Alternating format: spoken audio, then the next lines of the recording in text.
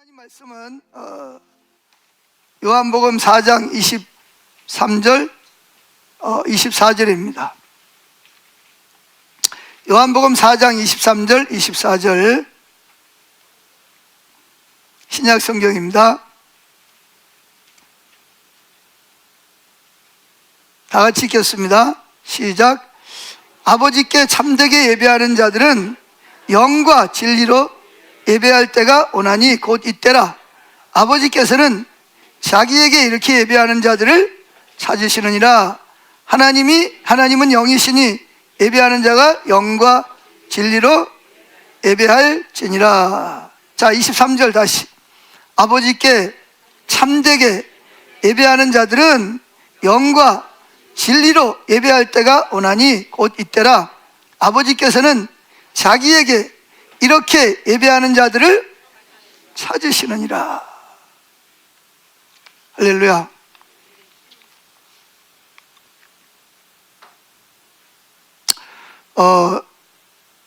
오늘은 이 다윗에 대한 이야기를 좀 하려고 합니다. 다윗에 대한 이야기를. 그래서 우리 학교 이름이 뭐예요? 킹 데이빗 스쿨, 왕 다윗의 학교입니다. 이 다윗은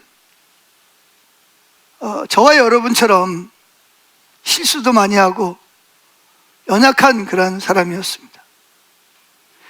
사무엘상 16장에 보면 하나님께서 그 이스라엘 나라가 하나님께 왕을 구합니다. 왜 그러냐면 이스라엘 나라에는 일반 사람들이 말하는 왕이 없었어요. 왜 그랬죠? 하나님이 왕이걸로. 하나님이 이스라엘의 왕이에요. 아멘. 하나님이 이스라엘의 왕이라서, 그래서 보이지 않지만 하나님은 누구를 대신 세웠어요? 사사를 세웠습니다. 사사. 그때 상사가 누구였죠? 사무엘이라는 선지자, 마지막 사사입니다. 이 사무엘이 사사이면서 선지자로서 나라를 돌보고 했습니다.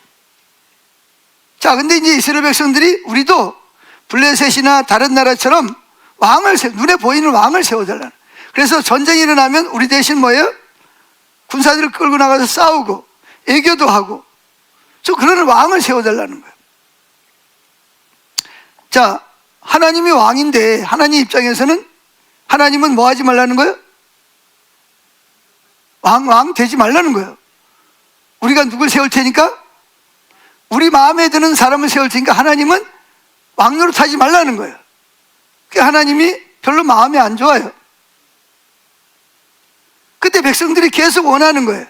그래서 하나님이 사무엘 보고 저들이 원하는 대로 누구를 세워라? 왕을 세워줘라. 그래가지고 이스라엘의 초대 왕이 누구예요? 사울이라는 사람이, 기스의 아들 사울이라는 사람이 왕이 됩니다. 덩치도 크고 키도 한 2m 이상 되는 사람, 어깨 딱 부러지고 또 가문도 좋은 가문이, 베냐민 지파에 있는 사람인데, 자, 그런데 막상 왕을 세우고 보니까 좋을 줄 알았는데, 그래서 하나님이 기름 부음을 부어가지고 블레셋 군대에서 여러 가지 많은 좋은 일을 했어요. 좋은 일을 했는데 문제가 자꾸 생기는 거예요. 누구하고 문제가 생기죠? 하나님하고 자꾸 트러블이 생기는 거예요. 성령의 기름 부으심으로 왕이 됐고, 블레셋을 전쟁에서 기름 부으심으로 승리를 했는데, 이 사울이 왕이 되기 전에 아주 겸손했어요. 정말 이게 순종을 잘하고 겸손했는데, 왕이 되면서 마음이 높아진 거예요. 하나님이 주권에 안 들어가요. 자기가 하고 싶은 대로 해. 하나님이 뭐가 없어요. 자기가 왕이야. 자기가 하나님이 없는 왕 노릇을 하는 거예요. 그러니까 하나님이 좋겠어요, 안 좋겠어요? 하나님이 사울을 세울 때는 사울이 누구의 지시를 따라서? 하나님과의 친밀한 관계를 통해서 하나님의 인도를 따라서 왕 노릇을 하라고 세웠는데, 지가 왕이 되고 나니까 이게 하나님을 제쳐버리고 자기 하고 싶은 대로 하는 거야. 그럼 하나님 어떻게 더 이상 이 사람을 왕으로 세울 수가 없잖아요. 그래서 하나님께서는 어느 날 사무엘 선지자를 찾아오셨습니다. 사무엘은 지금 걱정이 많죠. 하나님이 사울을 싫어한다는 걸 아니까. 그래서 사울을 위해서 막 울면서 기도하는 거예요. 근데 하나님이 어느 날 사무엘 선지자를 찾아와가지고 너 언제까지 사울을 위해서 울래? 이제 울지 마. 사울을 위해서 기도하지 마. 이제 뭐예요? 끝났다는 거예요. 그러면서 뭐라 그러죠? 베들레헴에 가면 이새라는 사람이 있는데 그 아들들 중에서 사울 왕을 대신해서 왕으로 기름 부어서 세워라. 그래서 이제 사무엘이 두려워가지고 하나님, 내가 만약에 그렇게 한다면 사울 왕이 나를 그냥 내버려 두겠습니까? 그러니까 하나님이 뭐라 그래요? 그러니까 왕에게 기름을 부으러 간다 그러지 말고 그냥 베들레헴에 하나님께 예배드리러 간다 그래라. 그래서 이제 예배드리러 갔어요. 그러니까 뭐 실제적으로는, 정치적으로는 왕이 사울이지만 영적으로는 사울이 총 리더잖아, 그죠? 그러니까 막 총 리더가 오니까 막 예루살렘이 막 떨쑥한 거예요. 막 저분이 왜 오시는 거야? 우리가 뭐 하나님께 잘못한 거 있나? 그래가지고 막 그냥 웅성웅성 하는 거예요. 그래가 이제 사무엘 선지자가 내가 여기 온 것은 여러분들과 함께 하나님께 제사 드리려고 왔으니까 걱정하지 말라고. 그리고 이제 뭐예요? 그런 공식적인 행사를 마친 다음에 그 이새의 집에 가서 이제 또 별도로 면담을 합니다. 하나님께서 나에게 당신의 아들들 중에서 한 사람을 세워서 이스라엘의 당장 왕이 되는 건 아니지만 앞으로 사울을 패하시고 왕으로 세울 사람을 기름 부으라 그래서 내가 왔어. 당신 아들들을 다 모아서 나와 개별적으로 면담을 하게 하시오. 그래서 그랬더니 아들들이 목욕하고 때 빼고 광내고 머리에 기름 바르고 옷 제일 좋은 옷 입고 말이죠. 왜? 자기가 뭐 할 수 있으니까? 이게 사무엘한테 잘 보여야지 자기가 왕이 되니까. 그래가지고 막 기대감을 가지고 때 빼고 광내고 가장 좋은 옷 입고 말이죠. 그러고 딱 나타났어요. 그 처음에 첫 아들이 누구냐? 엘리압이라는 아들이에요. 근데 아들이 키도 크고 사울 왕처럼 잘생겼어요.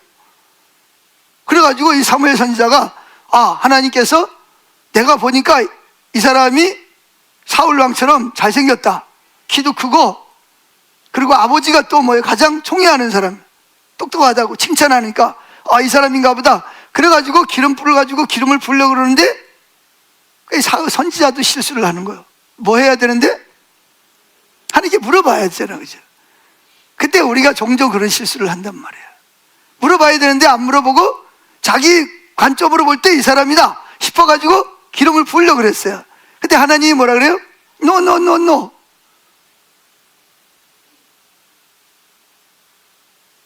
너는 사람을 애물어 보지만 나는 사람의 마음 중심을 보느니라. 내가 보기에는 엘리압은 뭐가 아니다? 그런 마음이 없다. 퇴짜 했어요. 두 번째 또 했어요. 퇴짜. 세 번째 퇴짜. 몇 번까지? 7번까지 다 퇴짜를 했어요. 근데 분명히 이새의 아들 중에서 왕이 나올 거라는데 7명이 다 지나가도 없어. 그러면 사무엘 입장에서는 어떻게 했어요?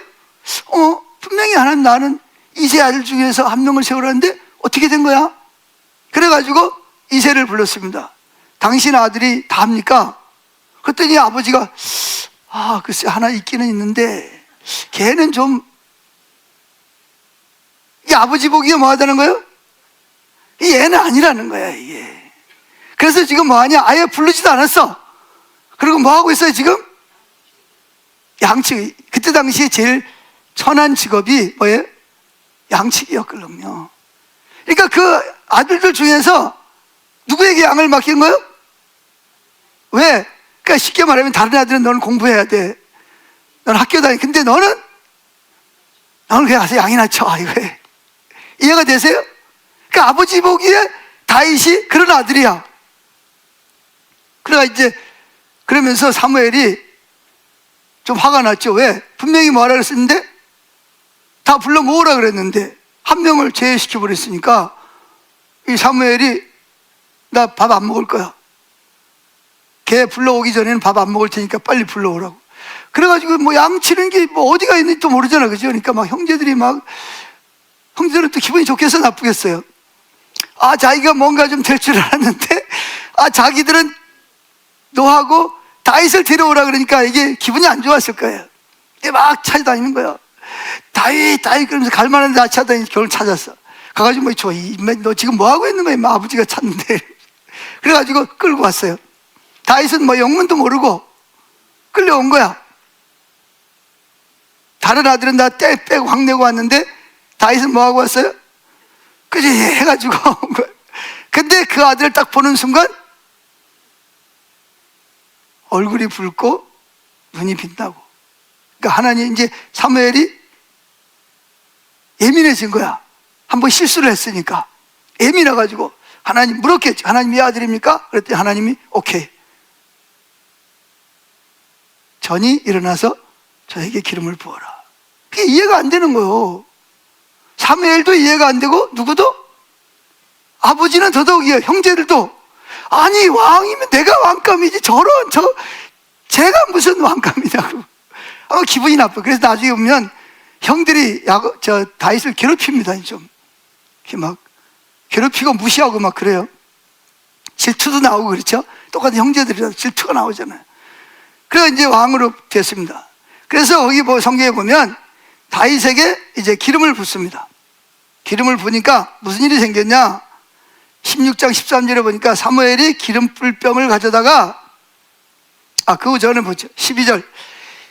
이에 사람을 보내어 그를 데려오며 그의 빛이 붉고 눈이 빼어나고 얼굴이 아름답더라. 여호와께서 이르시되 이가 그니 일어나 기름을 부으라 하시는지라.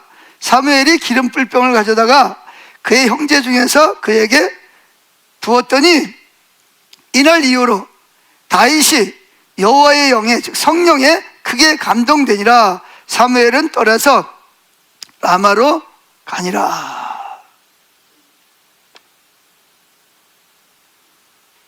결국은 누가 왕으로 기름 부음을 받았어요? 아직 왕이 되지 않았지만 무엇으로? 왕으로 기름 부음을 받은 거. 그때는 이제 왕이 되려면 하나님으로부터 기름 부음을 받아야 됐거든요. 자, 수천 년 동안 이 다윗 왕은 미스터리이자 수수께끼 같은 인물입니다. 이 다윗에 대해서 조금만 공부를 한 사람들은 굉장히 사람을 당황스럽게 만들어요. 어떻게 이런 사람이, 위대한 이런 사람이 될 수 있었을까? 이해가 안 되는 거죠. 그래서 많은 사람이 당황스럽게 하거나 화가 나게 하거나 때로는 겸손하게 하기도 합니다. 그렇게 나약하고 보잘것없는 사람이 그렇게 하나님의 큰 역사를 이루어내고 지금까지도 성경에 나오는 인물 중에서 유일하게 뭐예요? 여러분, 이스라엘의 국기에 보면 뭐가 나오죠? 별이 누구 별인지 아세요? 그게 예수님이 태어났을 때 나타난 별이 아니에요. 그게 누구를 상징하는 거예요? 다윗을 상징하는 겁니다, 여러분. 이렇게 보잘것없는 사람을 국기를 만들 만큼 이스라엘 사람들은 지금도 누구를 존경해요? 다윗을 존경하고 다윗 왕과 같은 시대가 오기를 기다리고 있다는 사실입니다. 어떻게 그런 일이 일어날 수 있냐? 지금까지 여전히 다윗은 하나님으로부터 성경에 나오는 인물 가운데서 가장 특별한 사람으로 인정을 받고 있다는 사실은 사람들에게 납득이 잘 되지 않습니다. 다윗이 했던 일은 다양하죠. 그는 직업이 목동이었어요. 목동. 제일 천한 목동이었고요. 그리고 집에서는 뭐예요? 가장 별 볼 일 없는 8형제 중에서 제일 보잘것없는 아들이었습니다. 그런가 하면 그는 뭐 하는 사람이었어요? 그는 그럼에도 불구하고 그는 시편 기자였고요. 음악가였습니다. 작곡하고 작사를 하는 사람이었어요. 그리고 그는 이스라엘의 왕이 된 사람이고요. 그리고 그는 지금까지는 좋은 거고, 안 좋은 걸로 말하면 거짓말장애, 살인자, 그것도 한두 명을 죽인 게 아니고요. 한 30여 명을 죽게 만든 사람. 더 심한 거는 자기 부하의 아내를 간음한 사람. 더군다나 뭐예요? 임신을 시켜놓고 그걸 감추기 위해서 누굴 죽인 사람? 그의 남편과 죄 없는 충성스러운 사람들을 전쟁터에 나가서 일부러 죽게 만들고, 일부러 뭐 위험한 곳에 보내고 자기는 싹 빠져나오는, 죽게 만든 살인자입니다. 이게 다윗에 붙여진 이름입니다. 그런데 무엇보다 중요한 것은 다윗은 성경 전체를 볼 때 어떤 사람? 하나님이 찾는 사람. 다른 말로 말하면 하나님의 마음에 합한 사람, 하나님의 뜻을 다 이룬 사람이 누구냐? 다윗입니다. 어떻게 이런 일이 일어날 수 있을까요? 자, 사도행전 13장 22절 읽어보겠습니다. 시작. 누굴 패했죠? 사울을 패하시고 다윗을 왕으로 세우시고 정언하여 이르시되 내가 이새의 아들 다윗을 만나니 내 마음에 맞는 사람이라 내 뜻을 다 이루리라 하시되. 여러분, 아까 우리가 첫 번째 찬양을 했지만 하나님은 가장 위대하시고 창조주이시고 놀라우신 분이십니다. 가장 뛰어나신 분이십니다. 그런데 그분이 뭐라고 말을 해요? 이새의 아들 다윗을 보니 내 마음에 합한 사람이로다. 내가 그를 통해서 내 뜻을 다 이루리라. 아니, 모세가 만약에 그런 소리를 들었더라면 우리가 이해가 되지, 그죠? 워낙 모세는 뛰어난 사람, 뭐 여호수아가 그랬다든지 사무엘이 그랬다든지 뭐 엘리야가 그랬다든지 뭐 그러면 고개가 끄덕여 해주는데, 누가 그렇다니까? 다윗이 그렇다니까 이게 고개가 갸우뚱해지는 거예요. 이해가 안 되는 거예요. 여러분, 근데 여러분 기억해야 될 것은 저와 여러분도 다윗처럼 하나님의 마음에 합한 사람으로 부르심을 받았다는 겁니다. 안 믿어지죠? 에이, 나 같은 사람을. 다윗은 저와 여러분이 비되면 더 뭐예요? 자신은 때문에 형편없는 사람이었어요. 그런데 다윗을 뭐 했다? 하나님 찾는 사람, 하나님 마음에 합한 사람이었어요. 여러분 상상할 수 있어요? 그럼 뭐냐? 다윗을 통해서 우리에게 말씀하시는 것은 저와 여러분도 다윗처럼 하나님이 찾는 사람이라는 거예요. 하나님 마음에 합한 사람이라는 거예요. 믿으세요? 이게 하나님이 계획이고 하나님 마음속에 가지고 있는 하나님의 성품입니다. 그런데 많은 사람이 이걸 잘 몰라요. 내가 제2의 다윗이고 제3의 다윗이고 내가 다윗처럼 하나님 앞에 하나님 찾는 사람, 하나님 마음에 합한 사람을 부름을 받았다는 사실을 모릅니다. 그러나 하나님은 이 땅의 모든 사람에게 다윗처럼 하나님의 마음에 합한 사람이 될 수 있는 뭘 열어놨다? 문을 열어놨다는 거예요. 누구든지 다윗처럼 하나님 마음에 합한 사람이 될 수 있어요. 믿으십니까? 우리의 성품과 마음을 통해서 하나님의 성품과 감정, 그리고 하나님을 나타내려고 노력했던 다윗처럼 저와 여러분 똑같은 기회가 주어졌어요. 여러분 분명히 기억하세요.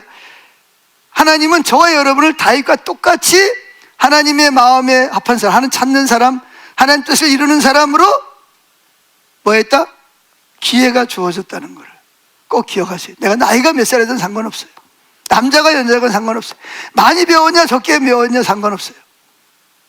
하나님 못 배운 사람도 많이 배우게 할 수 있고, 없는 사람도 있게 할 수 있고, 미련한 사람도 지혜롭게 할 수 있어요. 약한 사람도 강하게 할 수 있어요. 하나님 하늘과 땅을 창조하신 분인데. 아멘? 그런데 그래서 우리가 이 다윗을 배우려고 그러는 거예요. 도대체 다윗은 어떻게 했길래 그 성경에 나오는 많은 사람들을 제치고 유일하게 하나님의 마음에 합한 사람이 될 수 있었냐? 그 비결이 뭐냐? 여러분 배우고 싶지 않으세요?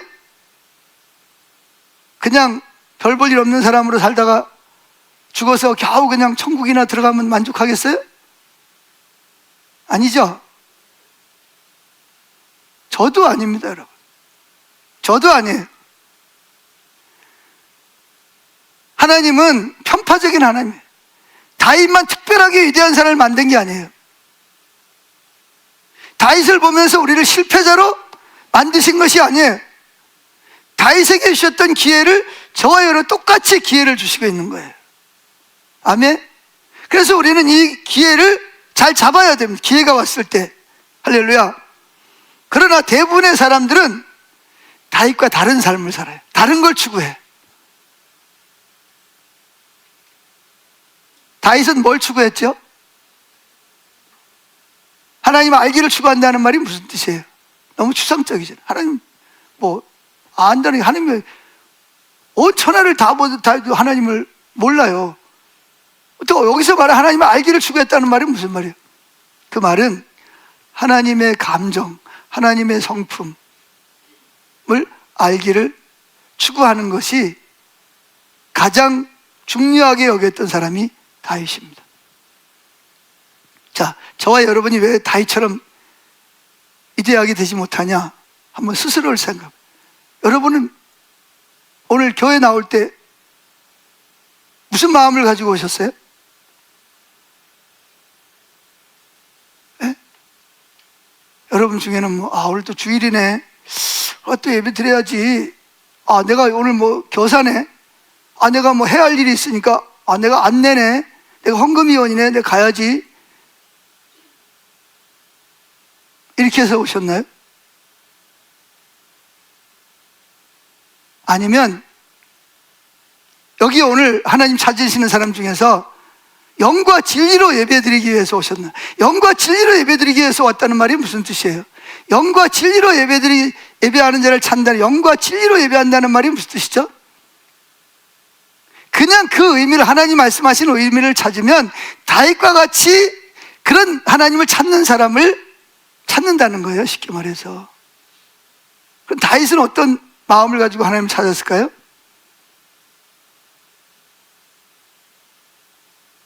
이걸 발견을 해야 됩니다. 다윗은 어릴 때부터 그 아버지로부터 멸시당하고 형제들로부터 왕따당하고 어린 나이에 미련한 양들이랑 살았지만 그는 늘 머릿속에 뭐예요? 하나님은 어떤 분이세요? 하나님 마음속에 어떤 마음을 가지고 계세요? 우리 아버지는 나를 이렇게 8형제 중에서 제일 못난 이로서 형들도 나를 왕따시키고 어디 가도 나는 별 볼 일 없는 사람인데 하나님, 당신은 나에 대해서 어떤 마음을 가지고 계세요? 왜 나를 이 땅에 태어나게 하셨어요? 그런 원망도 했을 거고, 왜 우리 형들은 다 똑똑하고 공부도 하고 그런데 나만 이렇게 해야 돼요?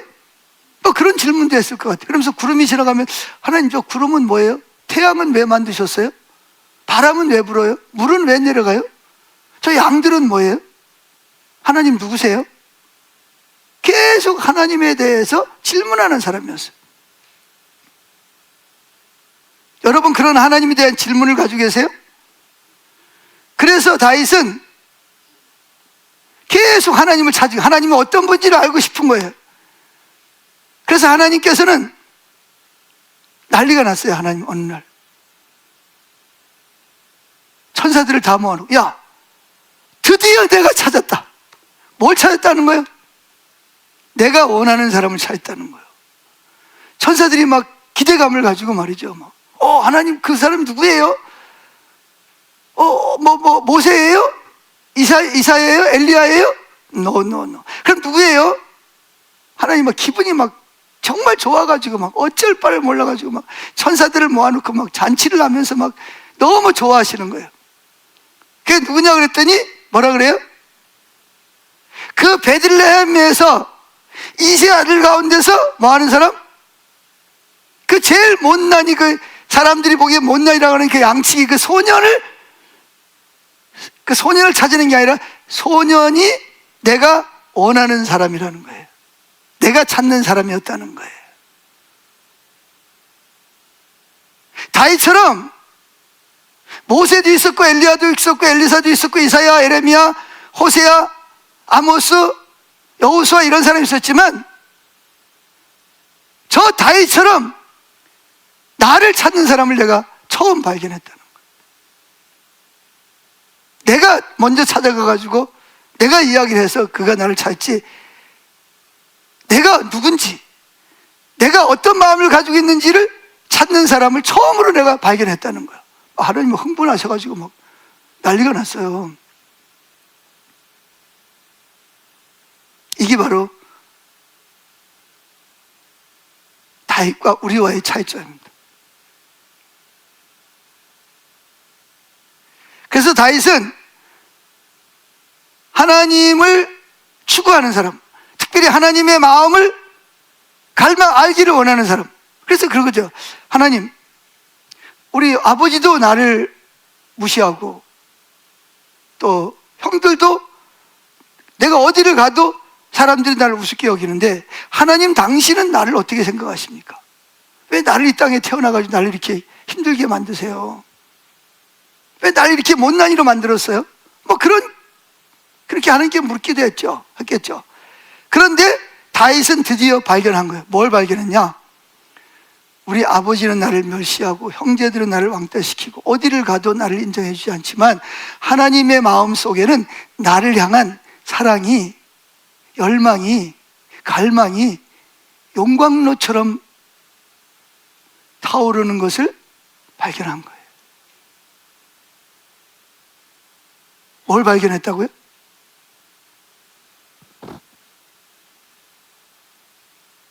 다른 심지어 우리 아버지, 어머니조차도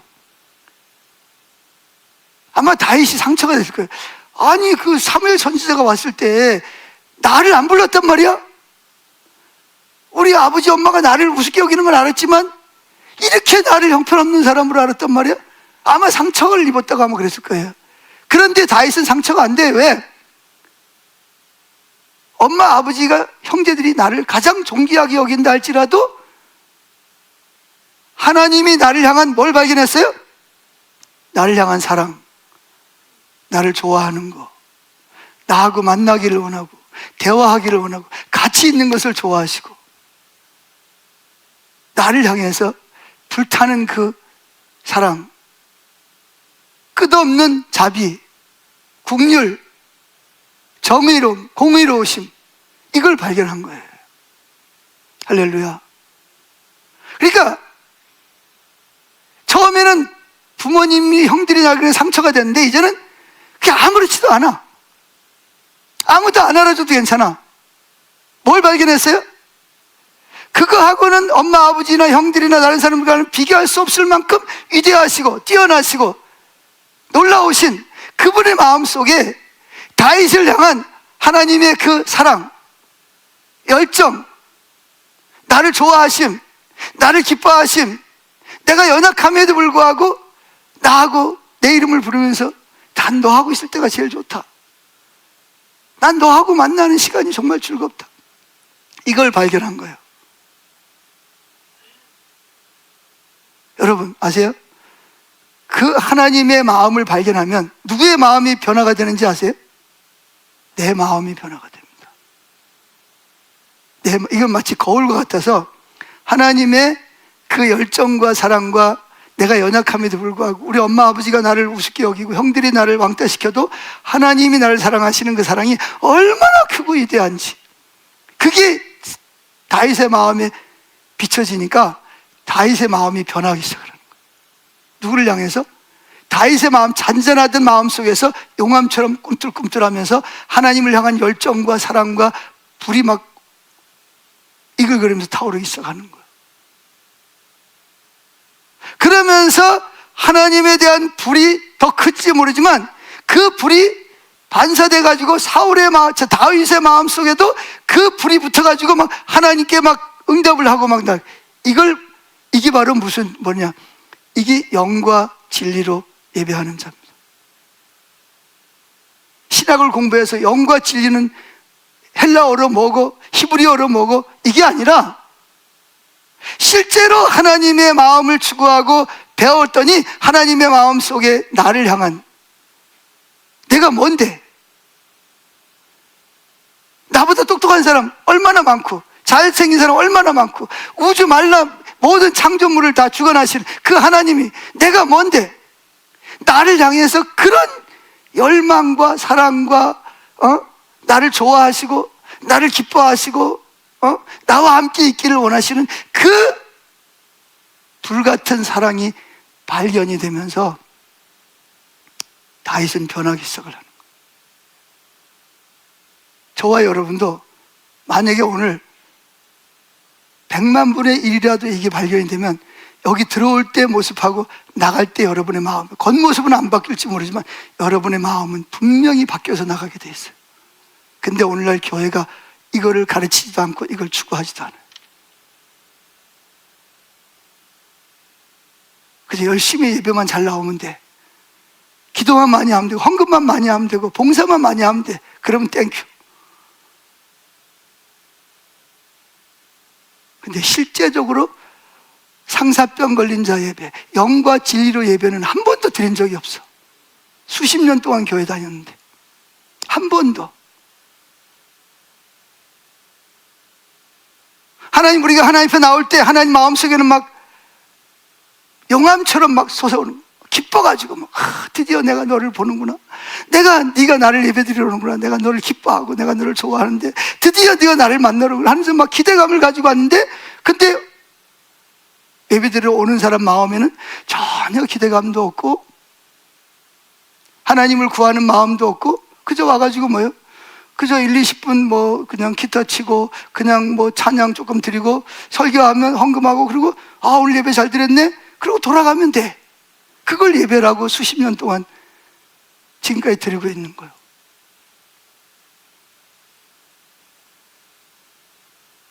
그러니까 저와 여러분의 마음속에 삶이 안 바뀌는 거예요. 재미도 없고 지루하고 따분하고. 그래서 여기 영과 진리로 예배하는 자라는 말은 다른 말로 말하면 상사병 걸린 자의 예배를 말하는 거예요. 따라합시다. 상사병 걸린 자의 예배. 여러분, 상사병 걸려보지 않은 분들은 그냥 추상적이죠. 상사병 걸려보신 분만 아는 거예요. 상사병 걸린 사람은, 자, 오늘 오전 11시에 내가 상사병 걸린 그분을 만나러 간다. 어떤 마음을 가지고 올까요? 예? 이거 사람들이 보는데 무슨 옷을 입고 가야 되지? 머리 괜찮아? 이게 아니고 뭐예요? 그냥 그분을 만나는 뭐예요? 기대감. 그렇죠. 막 열망. 그분을 만났을 때 느낄 그 희열. 이해가 되세요? 이해가 돼야 안 돼요. 내가 상사병 걸린 사람 지금 만나러, 시간 약속해서 만나러 간다니까요. 근데 그냥 아무렇지도 않게 와요? 할렐루야, 잘 있었어? 안무개 입사, 와, 반가워, 반가워. 이렇게 했어요? 어떤 마음을 가지고 올 것 같아요? 상사병 걸린 사람이? 그냥 막 흥분돼가지고, 뭐, 누구 빨리 보려고? 그분 좀 내가 상사병 걸린 사람 빨리 만나고 싶어가지고 그냥 기대감을 가지고 그냥 오는 거죠. 그분을 예배할 때 어떤 마음으로 예배할 것 같아요?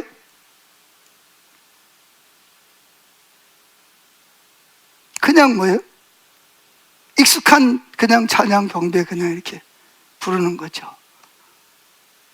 그리고 설교 듣고 뭐 졸다가 다른 생각하다가 또는 뭐 찡한 감동 받으면 오늘 예배 잘 드렸네. 아무런 미련 없이 그냥 가는 거예요. 빨리 가야 되니까. 이게 다윗과 우리와의 차이점입니다.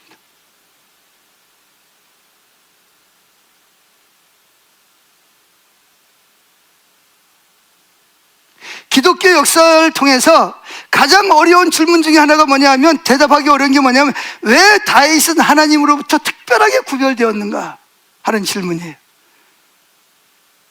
이 질문을 해야 되고 이 질문에 답을 여러분들이 찾아야 됩니다.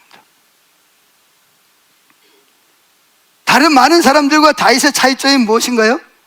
오늘날 하나님은 많은 면에서 거기에 대한 해답을 열어놓고 있어요.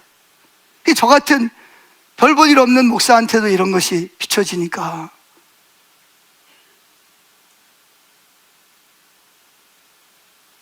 내가 별 볼 일 없다 그러면 안 되지. 내가 하나님 앞에 특별한 사람인데, 내가 위대한 사람인데, 여러분이 보기에는 안 위대할지 몰라도 하나님의 마음속에는 나를 향한 그 갈망이 근데 여러분, 우리가 하나님께 상사병 걸린 예배자가 되려면 뭐 해야 되죠? 먼저 하나님이 나에게 상사병 걸렸다는 사실을 기억해야 됩니다. 그걸 발견해야 돼요. 이게 가장 여러분들이 받아들이기 어려운 진리입니다. 하나님이 여러분에게 뭐가 걸렸다고요? 상사병이 걸렸어요. 위대하신 하나님, 뛰어나신 하나님, 지극히 높고 높으신 하나님이 정말 별 볼 일 없는, 하잘 것 없는 저와 여러분에게 뭐가 걸렸다고요? 상사병이 걸려서 하나님은 여러분들을 갈망하고 사모해요. 여러분들이 주님을 찾는가 그는 상상할 수 없을 정도로 하나님 오늘도 여러분을 만나기 위해서 흥분하고 기대감을 가지고 놀라운 마음을 가지고 이 자리에 여러분을 만나러 오셨을 겁니다. 근데 우린 그거 몰라요. 그죠? 그거 가르쳐주지도 않고 관심도 없어요.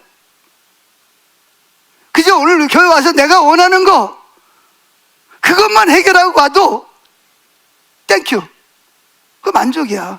그러니까 이게 뭐랄까, 다윗이 원하는 거하고 오늘날 우리가 원하는 것이 너무나 다른 거예요. 이게 다윗은 누굴 원했다고요? 상사병, 나한테 상사병 걸린 그분을. 그래서 나도 내 마음이 움직여가지고 그분을 상사병이 걸려가지고 그분을 구해서 나온 거예요. 이게 뭐냐? 이게 다윗의 장막이거든요. 이게 24시간 다윗의 장막이에요.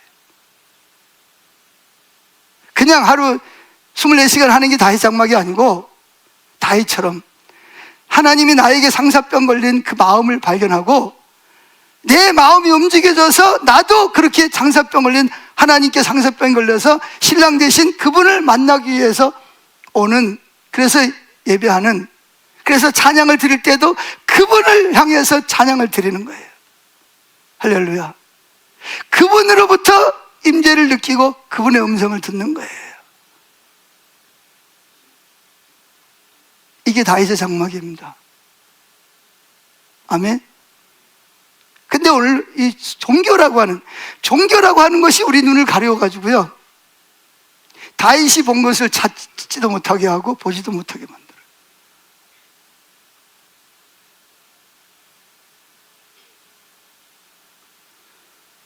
여러분, 다윗은요, 성경에 나오는 많은 사람들과 비교해 볼 때 특별한 사람이 아니에요. 특별한 사람은 특별한 사람이죠. 근데 다윗을 특별하게 만들었던 것은 다윗이 위대했기 때문이 아니에요. 다윗이 특별했던 것은 다른 사람이 발견하지 못한 것을 다윗이 발견했다는 것이 다른 점이에요. 순종, 다윗은 순종 잘 안 했어요. 다른 사람에 비해서. 모세, 여러분, 출애굽기 하나님이 성막을 지을 때도 어떻게 항상 뭐예요? 모세는 그대로 행하였더라, 그대로 행하였더라, 그대로 행하였더라, 그러거든요. 근데 다윗은요, 모세처럼 그런 사람, 가끔씩 가다가 지멋대로 해. 거짓말도 하고 사기도 치고 지 마음대로 살았어요. 다니엘 같은 사람을 보세요. 하루에 3번씩 사자굴에 들어가면서도 기도했잖아요. 능력을 많이 행한 사람, 엘리야와 엘리사를 보세요. 다윗보다 훨씬 더 능력을 많이 행했어요. 전쟁에서 업적을 남겼다? 다윗보다 여호수아가 훨씬 더 큰 업적을 남겼습니다. 근데 왜 다윗은 하나님 마음이 아픈 사람이에요? 근데 왜 하나님 모세를 보면서 모세를 보니 내 마음이 아파지다, 여호수아를 보니 내 마음이 아파지다, 사무엘을 보니까 내 마음이 아파지다, 그런 소리 안 했어요. 그런데 다윗은 아직 다윗의 장막을 하기도 전인데 그 티네이저, 이제 15살, 10살, 16살밖에 안 된 아이를 바라보면서 하나님이 뭐라 그러는지 아세요? 다윗을 보니 내 마음이 아픈 사람이로다. 내가 찾는 사람이라는 거예요. 내가 사람을 창조하고 나서 그때부터 찾았는데 드디어 내가 찾았다는 거예요. 아멘. 다윗을 찾았다는 말은 다윗과 같이 이 마지막 때에, 우리는 지금 예수님의 재림을 기다리는 때입니다. 재림을 기다린다는 말은 단순히 예수님이 올 때를 기다리고, 예수님 재림을 기다리는 사람은 누구예요? 신부입니다. 신부. 예수님이 우리 영적인 신랑, 나에게 상사병 걸린 신랑이에요. 할렐루야. 뭐한 신랑이라고요? 이게 발견되어져야 돼요. 그래야 예배가 예배되어져야 돼요. 이게 발견되지 않으면 아무리 악기를 정확하게 하고 좋은 목소리를 내고 화려한 예배를 드려도요, 그 하나님의 마음을 감동시키지 못해요. 하나님이 원하는 사람은요, 하나님의 마음을 발견하는 사람이에요. 아무개야, 나는 너를 좋아한다. 난 너하고 만나는 시간이 너무나 즐거워. 나하고 대화하자. 나하고 함께하자. 근데 우리는 뭐예요? 그런 거 몰라요. 관심도 없어요. 내 문제, 내가 원하는 걸 얻기를 원하지 그런 거 별로 관심이 없어요. 다윗이 우리와 다른 점이 뭔지 아세요? 다윗은 하나님의 마음을 알기를 구했어요. 그리고 드디어 발견했어요. 뭘 발견했냐? 하나님은 나한테 상사병 걸렸구나. 얼마나 상사병 걸렸냐? 자기 아들을 십자가에다가, 죄 없는 아들을 나 대신 십자가 오빠가 죽여야 될 만큼 나를 좋아하고 사랑하고 나에게 상사병이 걸린 분이로구나 하는 것을 다윗은 발견한 사람이에요. 이것이 다윗을 하나님 마음이 아픈 사람, 하나님 찾는 사람이 되게 한 가장 중요한 핵심적인 요소입니다. 근데 오늘날의 교회가 이게 없다면 우리는 종교생활하는 겁니다. 종교생활.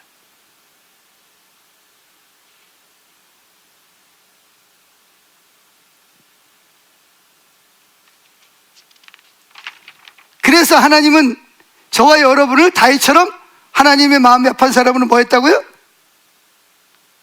부르셨다고요. 그걸 위해서 택하셨다고요. 할렐루야. 그래서 다윗은 평생의 소원이 하나가 뭐예요? 하나님의 집에 거하면서 하나님의 아름다움, 여기 하나님의 아름다움이라는 게 핵심이야. 아름다움이 뭐예요? 하나님의 성품, 하나님 어떤 마음? 그 위대하시고 뛰어나신 하나님이 나에게 상사병 걸렸다는 사실을 뭐예요? 발견한, 깨달은, 실제로 느낀.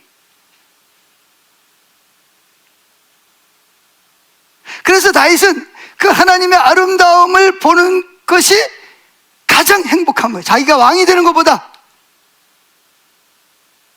큰 나라 왕이 되는 것보다, 가장 부자가 되는 것보다, 위대한 어떤 과학자가 되는 것보다, 대통령이 되는 것보다 자기는 그 하나님이 나에게 상사병 걸렸다는 것을 발견하는 그 아름다움을 보는 순간이 가장 자기에게는 행복하고 만족하고 즐겁고 기쁘고 신나고 즐거운 거예요.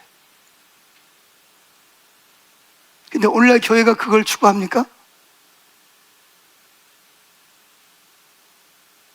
근데 만약에 저와 여러분이 그걸 추구한다면 이 시대 가운데 저와 여러분도 누구처럼? 다윗처럼 하나님이 찾는 사람, 영과 진리로 예배. 영과 진리라는 말이 무슨 뜻이라 했어요? 상사병 걸려서 예배 드리는 사람. 내가 왜 상사병 걸린다고요? 하나님이 먼저 나에게 상사병 걸린 거예요. 다윗이 그걸 발견했다니까. 그러니까 아버지가 뭐라 그래도 형이 뭐라 그래도 누가 뭐라 해도 상관없어요. 난 누구니까? 하나님이 나한테 상사병 걸린 사람이. 이 까불지 마 임마. 너 내가 누군지 알아? 하나님이 나한테 상사병 걸린 내가 그런 사람이야. 너 나를 우습게 여기네. 돈 없다고. 너 상사병 걸린 거 알아? 그것도 모르면서 뭘. 다윗은 그런 사람이에요. 그러니까 다윗의 마음속에 뭐가 올라요? 야, 하나님이 나를 이렇게 사랑하냐? 내가 이렇게 실수를 하고 넘어지고 별 볼 일 없는데도 불구하고 나 이렇게 사랑해? 나 이렇게 존귀하게 여기 나를 기뻐해? 그게 마음이 막, 마음속에 잠잠해 있던 마음 속에서 막 용암이 막 끌어올르는 거예요. 그래서 나도 누구를? 하나님께 상사병 걸려가지고 상사병 걸린 자를 영과 진리로 예배하고 싶은 마음이 올라오는 거예요. 그래서 다윗이 왕이 되고 만들어진 게 뭐냐? 24시간 365일 다윗의 장막이에요.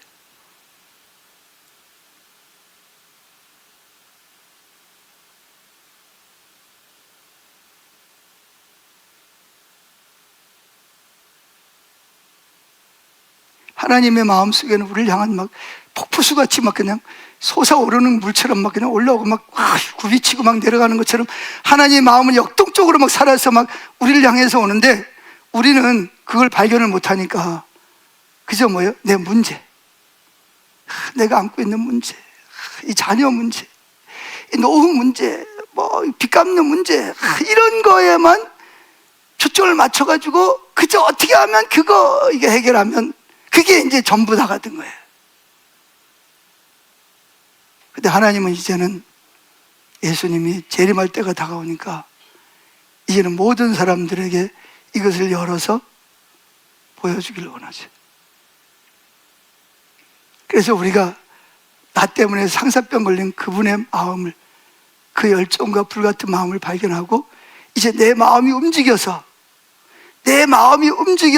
나도 누구를?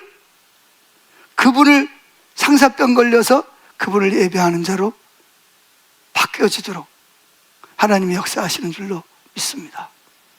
아멘.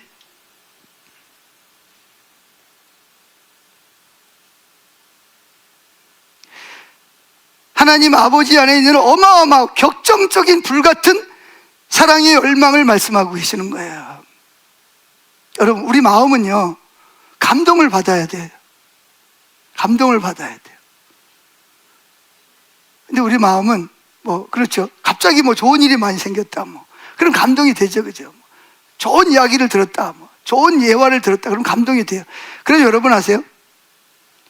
보약 열채 먹는 것보다 한번 감동받는 것이 여러분의 건강을 위해서 훨씬 더 유리하답니다. 의학적으로. 근데 그런 감동도 좋지만 영원한 감동, 다윗처럼 별 볼 일 없는 그를 누가? 하나님이 상사병 걸려가지고 자기를 좋아하고 쫓아다니는 거야. 상사병 걸린 사람은 뭐예요? 상대방은 관심도 없는데 뭐예요? 계속 쫓아가는 거야. 나하고 좀 사귀자고, 내 마음 좀 알아달라고. 하나님이 여러분에게 상사병 걸려가지고 계속 여러분 쫓아다니잖아요. 내 마음 좀 알아달라고, 나하고 딱 1시간만 데이트 좀 하자고, 나하고 식사 한번 하자고, 그것도 힘들면 차 한 잔이라도 하자고, 차값은 내가 낼 테니까. 근데 뭐예요? 우리는 관심 없어요, 그런 거. 오직 뭐예요? 내 문제, 내 일. 이게 안 보이는 거예요. 근데 만약에 여러분들이 오늘 말씀대로 주님이 정말 다윗과 같이 나처럼 실수가 많고 연약하고 넘어지고 이랬다 저랬다 하는 나에 대해서 하나님이 상사병이 걸려서 나를 쫓아다녀. 내가 너 사랑하는데 나하고 차 한 잔만 해, 나하고 식사 한번 해, 나하고 데이트 한번 해, 난 널 정말 좋아한다니까 막.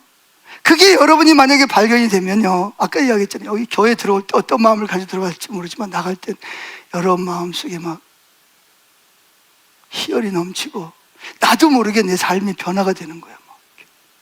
하나님의 관점으로 보게 되고 가치관이 달라지는 거예요. 진짜 사람이 변한다니까요. 수십 년 교회를 다녀 안 변한 사람도 이 하나님이 나에게 상사병 걸린 아들을, 자기 하나밖에 없는 아들을 십자가에다 못 박을 만큼 나를 좋아하고 사랑한다니. 에이, 그게 말이 돼? 그게? 제일 안 믿어지는 게 이거거든요. 제가 오늘 말씀드린 이 내용이 교회에서 제일 안 받아들여지고 제일 안 믿어지는 거예요.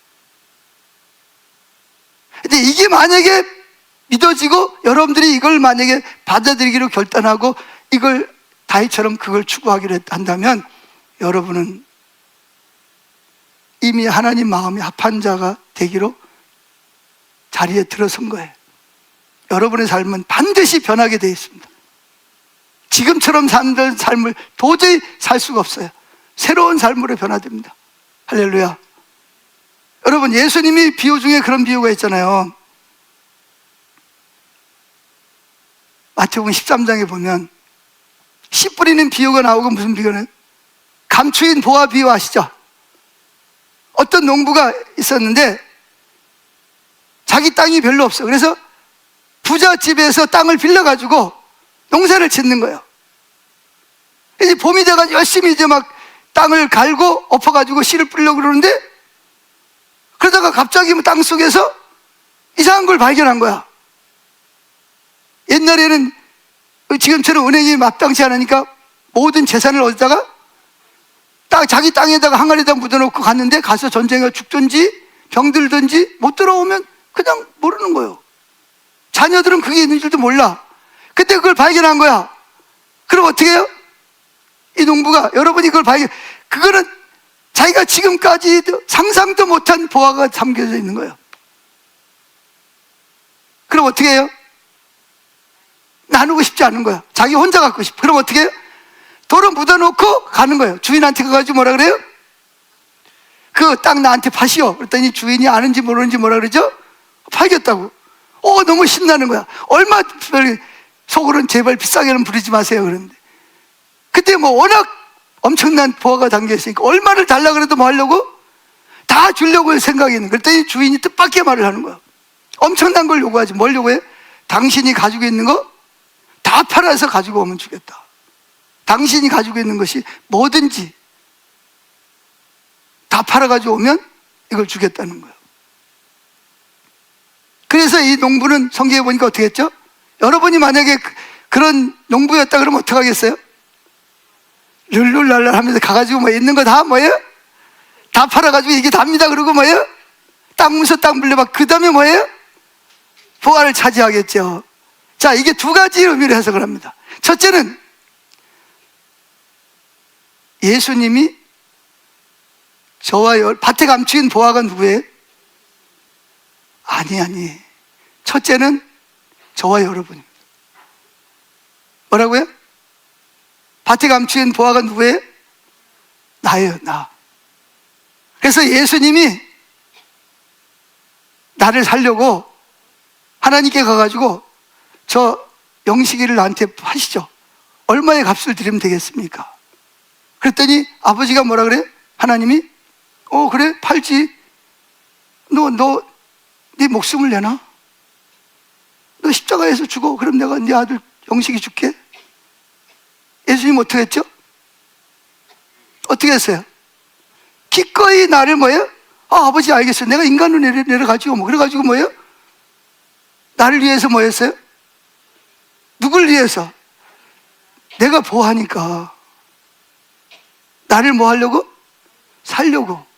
나를 위해서 뭐예요? 그분이 십자가에 죽으신 거예요. 그리고 아버지로부터 나에게서, 그래서 성경이 그러죠. 피로 값주고 나를 뭐 했다? 사셨다 그러죠. 주님 날 사신 거예요. 내가 그래서 예수님의 신부가 된 거예요. 그만큼 나는 뭐다? 존귀한 자예요. 거룩한 자예요. 아름다운 자예요. 놀라운 가치가 있는 자입니다. 할렐루야. 자, 그래서 이제 두 번째 해석이 뭐냐? 그 농부는 누구요? 저와 여러분이 농부입니다. 너무 힘들어. 남의 땅이나 얻어가지고 이렇게 살아서 뭐하냐? 그래도 목구멍이 퍽청이라고 일해야지. 그러면서 일을 하는데 뭐가 발견됐어? 예수님이 나를 이렇게 사셨다는 거, 하나님이 나를 이렇게 사랑한다는 거, 나를 향해서 이렇게 상사병 걸렸다는 것이 발견이 됐어. 그럼 어떻게 해요? 나도 어떻게 해요? 야, 내가 이런 보아였구나. 야, 근데 주님이 나를 사셨네. 나도 뭐예요? 누굴 발견했냐? 상사병 걸린 예수님을 발견한 거예요. 그래서 예수님을 살려고 했더니 뭐라 그래요? 네가 가진 거 다 가지고 와. 여러분 어떡하겠어요? 어떻게 하겠어요? 내 모든 걸 다 뭐예요? 주도권을 주님께, 진짜 땅 팔아오라는 게 집 팔아오라는 게 아니고 내 삶의 모든 주도권을 누구에게? 하나님께 드리고 누구를? 예수님을 나의 신랑으로 맞이하는 거예요. 아멘. 이걸 발견해야 되는 거예요. 이게 보화의, 그 감추인 보화에 대한 비유입니다. 근데 아세요? 일반적으로 해석을 하는 것은 예수님이 보화다 그러는데 아니요. 먼저 저와 여러분이 보화였어요. 그래서 하나님이 저와 여러분을 사기 위해서 아들을 희생시킨 거예요. 근데 우리가 그걸 발견했어. 예수님이 나에 대해 상사병 걸린 걸 발견했어. 그래서 이제는 뭐예요? 내 마음이 움직여져 가지고 나도 모든 걸 팔아서 뭐예요? 예수님을 사는 거예요. 이것을 우리는 뭐라 하느냐? 신앙생활이라고 합니다. 이걸 신앙생활이라고 그래요. 그래서 주님을 사랑하기 때문에, 주님이 나를 기뻐하고 나를 사랑하기 때문에, 그래서 호세아 4장 6절에 뭐랬어요? 내 백성이 하나님을 아는 지식이 없어서 망하는도다. 뭐라고요? 하나님이 어떤 분인지를 몰라서 망하고 있다는 거예요. 종교 생활만 하고 있는 거지. 생명이 없어요. 내가 하나님께 얼마나 사랑받고 있는지, 내가 얼마나 하나님께 가치 있는 사람인지, 하나님 나를 얼마나 좋아하는지도 모르고 그냥 뭐 부처가 앞에가 대상만 바뀌었을 뿐이야.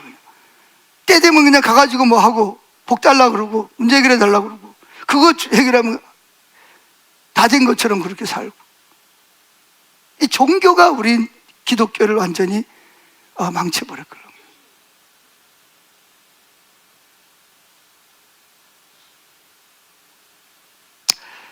여러분, 이 사실을 발견하시기를 축복합니다.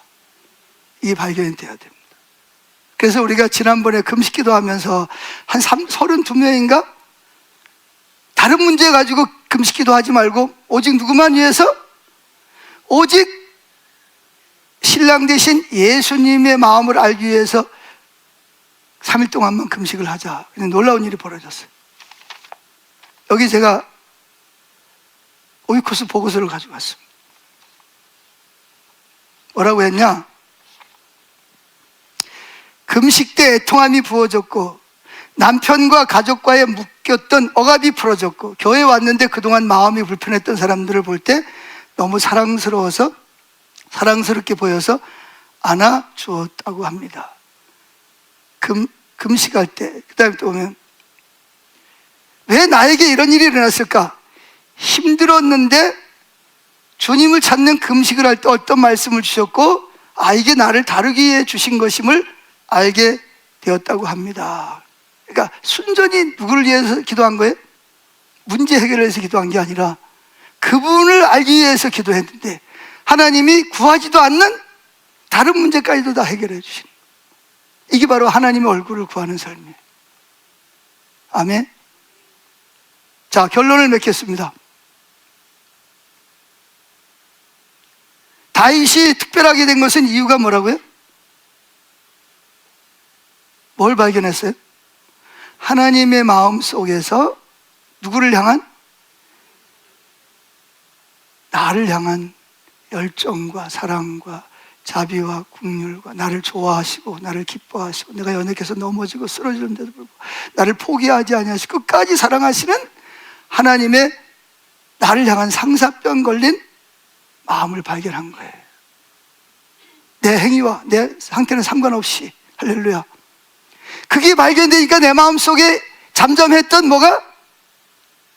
돌처럼 굳어있던 마음이 감동이 되면서 움직여지면서 내 마음속에도 뭐가? 놀라운 역사가 일어나는 거예요. 하나님을 향한 사랑, 갈망, 하나님을 마음을 더 알고 싶고 배우고 싶고 하나님하고 함께 있고 싶고 대화하고 싶은 마음이 꿈틀꿈틀하면서 올라오기 시작을 하는 거예요. 그래서 그런 마음을 가지고 누굴 찾아 나오는? 하나님을 찾는 예배자. 그걸 뭐라 그래요? 영과 진리로 예배하는 대로. 다른 말로 말하면 뭐 하는 자? 상사병 걸린 예배자를 찾고 계시는 거예요. 근데 그걸 찾으려면 먼저 하나님이 나에게 상사병 걸리신 분이라는 것이 발견되어져야 돼요. 아멘. 그걸 찾아야 돼요. 하나님 마음을 배워야 돼요. 그래서 나는 뭘 두 가지를 원치 않고 두 가지를 원한다. 원하지 않는 건 뭐? 번제와 제사는 원하지 않고, 내가 원하는 건 뭐? 하나님 아는 것과 하나님 사랑하는 것을 원한다. 그 말은 번제와 제사를 드리지 말라는 게 아니라 하나님이 누군지도 모르고 하나님의 사랑이 뭔지도 모르면서 하는, 사랑하지도 않으면서 하는 의식, 번제와 제사, 나 그거 원하지 않는다는 거예요. 이건 나중에 다시 한 번 더 이야기를 하겠습니다. 기도하겠습니다.